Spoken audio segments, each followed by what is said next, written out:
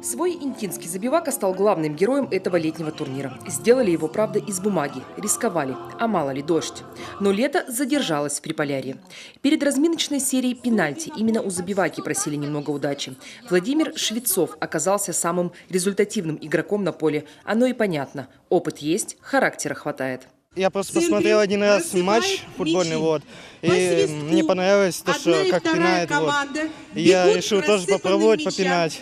Я купил первый мяч свой и начал пинать. И мне понравилось, я дальше пинал.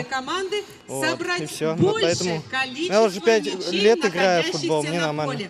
А вот Николай Берляков жалеет, что не смог попасть на матчи чемпионата мира. Хотя успел побывать на фан-зоне в Санкт-Петербурге.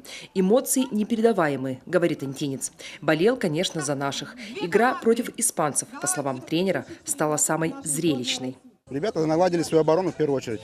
То есть, что показала игра с Испанией, тот же самый. Как говорится, выстроили трехэтажный автобус, да, и пройти, такое выражение есть. И пройти Испания не смогла. А там такие звезды, что лига испанская вся там.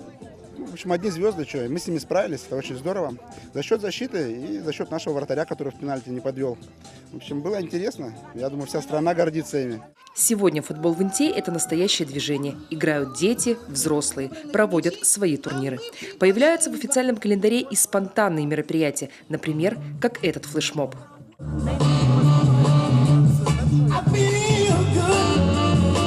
Вы знаете, для нас это счастье, когда выдаются солнечные, погожие, теплые деньки. Мы хватаем каждый лучик солнца и пытаемся провести вот такие дни, какие-нибудь спортивные, развлекательные, массы, культурные мероприятия, чтобы сплотить и ребят, и всех жителей нашего города, чтобы рядом радоваться такой замечательной погоде. А еще интинские футболисты написали большое письмо сборной России. Здесь приветы и слова поддержки. Ничего, что наших нет в финале Мундиаля. Они всегда в наших сердцах. В один голос говорят интинцы.